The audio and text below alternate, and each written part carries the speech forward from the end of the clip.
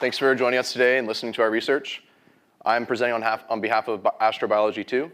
Over the past 8 weeks, we have developed the first machine learning model that can take observations of rocky, terrestrial, perhaps habitable exoplanets and infer back the atmospheric composition, the molecules in their atmospheres.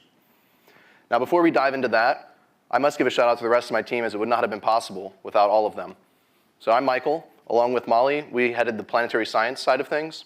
Frank and Simone headed the computer science side of things. And though we put this into 2 categories, we really come from 4 different backgrounds, and it is from this broad body of knowledge that we were able to be successful in our mission these past 8 weeks.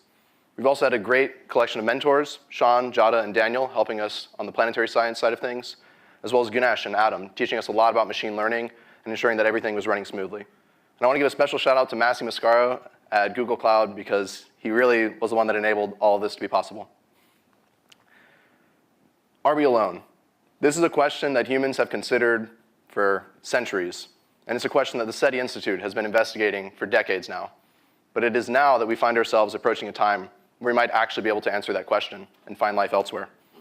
We have flagship telescopes coming online in the coming years that will give us an unprecedented view or taste of the atmosphere, as Hugh just so eloquently put, of these planets. And perhaps we can start to infer the processes that are on these planets and determine if there may be biology on them. The way that we do this is by looking at the molecules in these atmospheres. Some of these molecules are directly indicative of biological activity, such as nitrous oxide, as it's only known to be produced by life.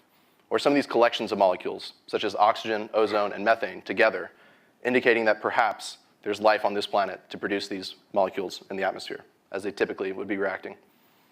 Now, when you look at these planets, you see just a planet on the screen. But when scientists look at these planets, we see a spectrum. And in this spectrum are the fingerprints of these molecules. And the intensity of the fingerprint gives us information about how much there is, as well as the temperature of these atmospheres. So we can start to understand their climates and what is going on in their atmospheres. Now, the process by which we infer back these atmospheric conditions is very time-consuming and requires supercomputers, countless hours, if not days, of code running in order to get these answers. And that's why it's perfect for a machine learning application, because we can take this very complex problem and reduce it into a much quicker, perhaps more accurate result. So we developed a code that we've called Inara, or the Intelligent Exoplanet Atmospheric Retrieval Code. Using this code, we've generated a data set of planetary spectra. We've created a machine learning framework that can save our data out to the cloud and train from it in real time on the fly.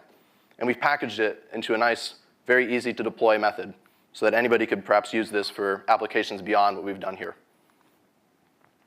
As I mentioned, we had to generate our data because, unfortunately, we just lack a large body of spectra to train a sort of machine learning framework on.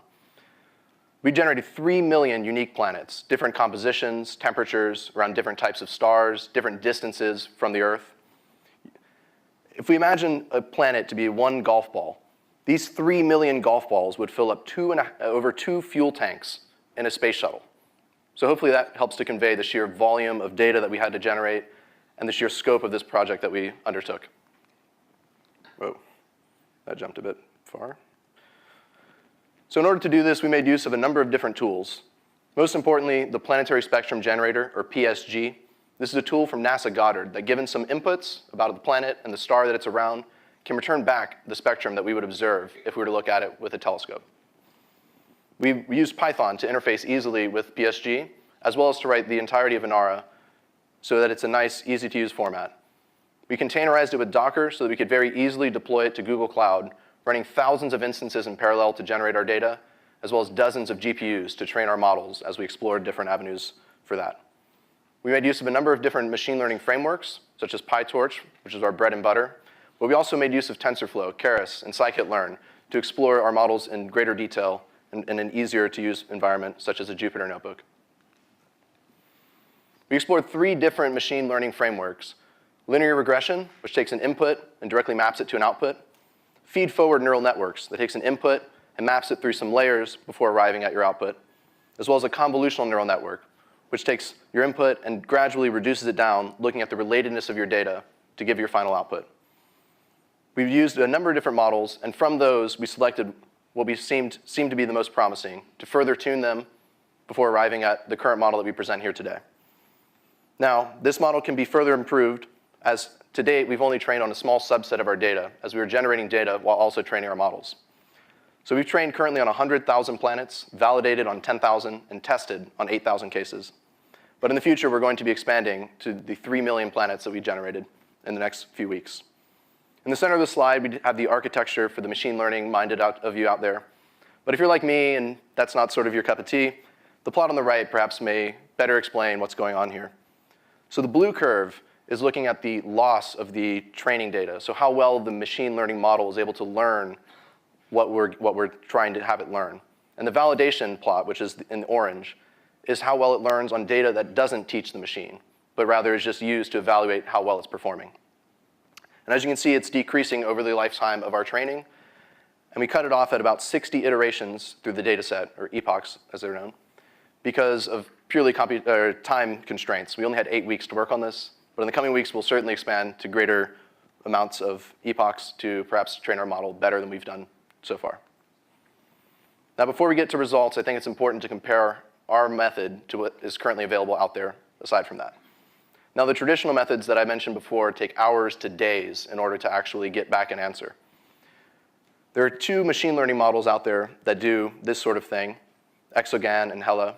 They take minutes and seconds respectively, but only work for a couple of molecules, and they're only limited to Jupiter-like planets. Inara is the first machine learning model that can work for rocky terrestrial planets, planets that we think may have life, and it does so for a dozen different molecules. So let's look at some results. On your left are the plots for all of our test cases that we've executed. On the y-axis is the predicted value, on the x-axis is the true value, and there's a red line running diagonally across to indicate the prediction matching the truth. Ideally, you would have your values scattered right about that, as ours are scattered about there. And though it looks like some of these might be very far from the true value, this is because our model is making a prediction of many different values, and we're taking an average to display it in that plot. So looking at the plots on the right, perhaps that'll give us a better image, an idea of what's going on. So on the top right, we have that red plot. This is the predictions for water for a particular test case here. The red line indicates the true value, and the black line is our average value. But you know, there's a distribution of predictions here. And even though our average value does not match the true value does fall within our range of predictions.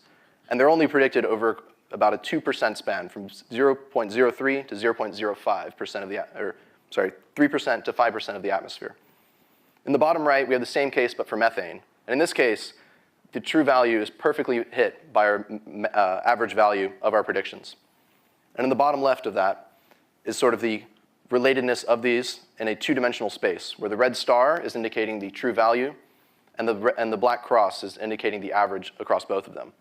And if you note that the red star falls within our predicted range, indicating that we're accurately able to retrieve these things.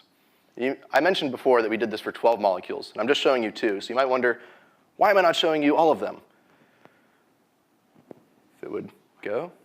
And that's because it's a lot to digest, and it gives me a headache, even though I have a good understanding of what's going on here. So much like the gentleman on the left, I don't quite want to have to dive into explaining all of that, but you can come talk to us more, and we can perhaps show you more detail on these. To summarize, we've generated a data set of 3 million unique planets. This is an unprecedented data set that until now just did not exist. This can be used for things like we've explored here, but perhaps many other applications that we have yet to think of. And beyond planetary science, it can be used for the machine learning community, for like cowgirl competitions, for example. This can also be used in really interesting ways, such as perhaps exploring the limits of what a telescope could be capable of retrieving from these atmospheres, and perhaps inform these future telescope designs that will be launched in the coming decades. We've also developed a machine learning model that for the first time is able to retrieve the atmospheric abundances from observed spectra of a rocky terrestrial, perhaps habitable exoplanet. Our package is wonderfully modular in that you could replace our data set, our data generation with your own.